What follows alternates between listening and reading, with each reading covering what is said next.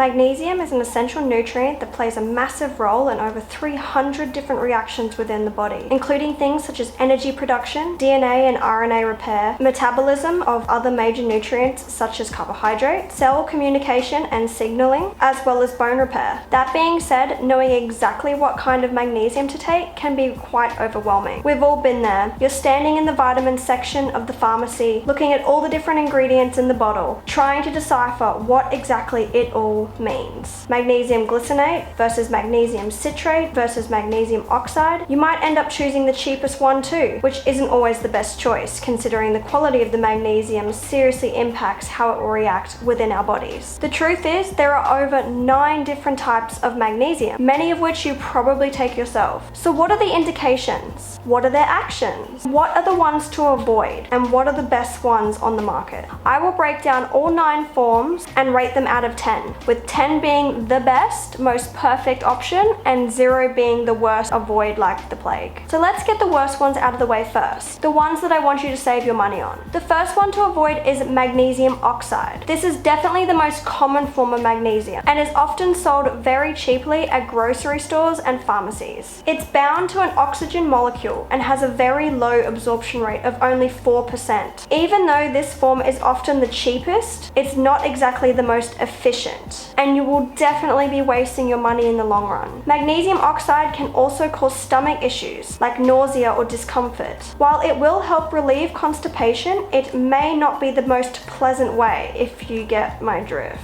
So unless you want to stay home all day with explosive bowels, I suggest you stay away from this one. I give this a rating of a 2 out of 10 just because it's cheap and the quality is not great. The second one I want you to avoid is magnesium sulfate, also known as Epsom salt. This is often found in bath salts, nope, not that kind, and bath bombs. It isn't necessarily a bad choice if your goal is to take a relaxing warm bath with essential oils and candles, but in terms of its absorption through the skin or through inhalation for relaxation, then research is still lacking in this department. While some research suggests that it may be effective in relieving stress, it's debatable whether or not that's because of the magnesium itself or just the simple act of taking a relaxing warm bath. Or potentially both. What do you think? I'll give this one a 5 out of 10, as it does provide some muscle relief and induces relaxation, possibly through inhalation of magnesium or absorption through the skin. However, not necessarily ideal for those wanting to reap the full benefits of taking magnesium. Moving on,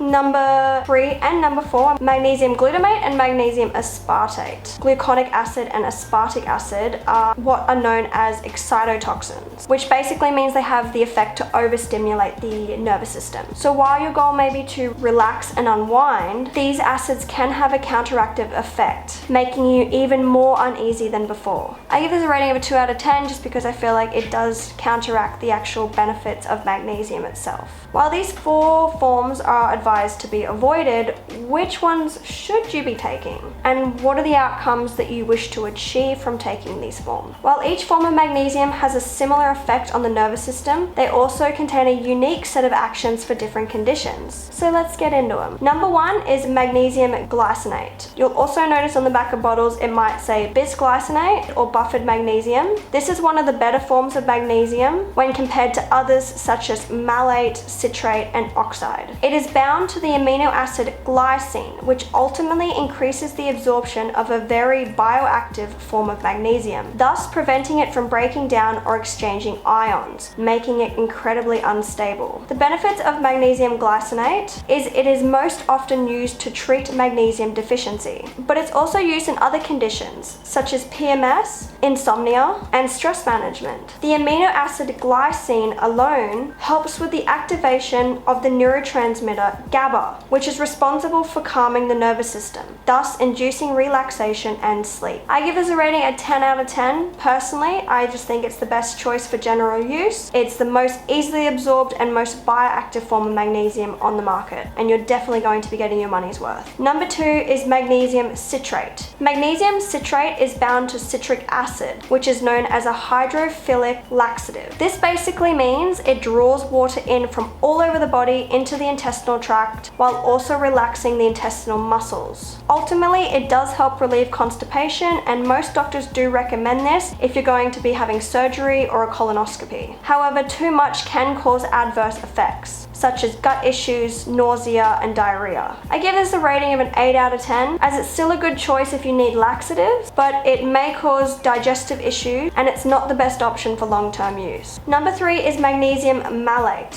which is bound to malic acid, which is a naturally occurring organic acid produced by the cells in your body. Its function is to assist in energy production, ATP synthesis and production, even when there is a lack of oxygen. It also helps reduce chronic fatigue, pain, maintains and regulates healthy blood pressure, relaxes muscle cramps, assists in the transportation of nutrients in and out of the mitochondria, where it is broken down into ATP, aka energy exchange. This form of magnesium is mostly favored by athletes, bodybuilders, and those engaging in very tough or strenuous exercises, especially those that perform activities that limit oxygen levels, such as high altitude mountain climbing or skydiving. I give this a rating of a 7 out of 10. It's not easily as absorbed as magnesium glycinate, but it's still an overall good choice of magnesium. Number 4 is magnesium L-threonate. This is the ultimate brain supportive form of magnesium, as it increases the density and plasticity of the synaptic nerve endings, enabling signals to be passed more effectively between neurons. It's also able to cross the blood-brain barrier, working directly on neuron pathways between the brain and the central nervous system. It supports memory and brain function, and may even prevent the degeneration of neurological pathways in dementia patients. I give this a rating of an 8 out of 10, as I do believe it is a possible game changer for those suffering from PTSD, anxiety, and dementia. If you work in a stressful job or environment, you're always on edge, or you find you're quite forgetful and always suffer from brain fog, then L-threonate may be a viable solution. Number 5 is magnesium taurate, which is bound to taurine, which is an amino acid associated with neuroprotective and anti-inflammatory properties. Like magnesium L-threonate, it enables magnesium to cross the blood-brain barrier, inducing a calming effect on the brain and the body by influencing the production of GABA. It also acts as an antioxidant by helping to scavenge and round up reactive oxygen species, also known as oxidants. It may also have a positive effect on the cardiovascular system by reducing blood pressure and protecting the heart from free radical damage. In addition, it's also quite gentle on the gut, making it a viable solution for those with sensitive tummies.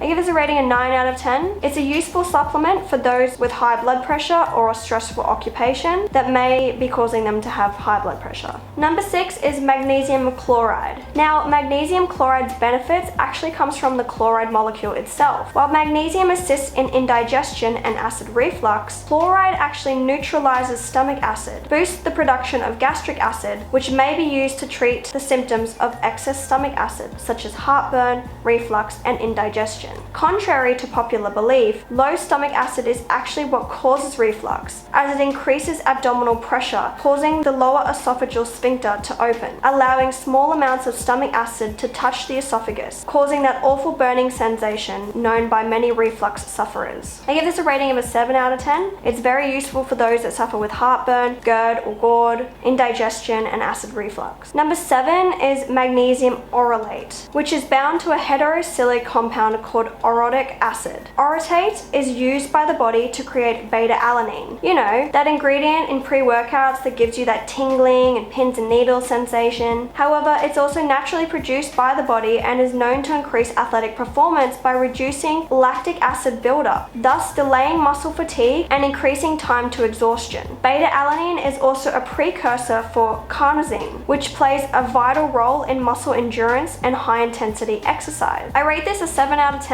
as it works very similarly to magnesium malate, supports muscle endurance and time to exhaustion. These are the 9 main forms of magnesium that you'll often find on the market. But as you can see, they all have different uses, and it's always best to talk to a dietitian or naturopath about which form is right for you. If you liked this video, please consider subscribing and comment down below any other videos you guys would like to see.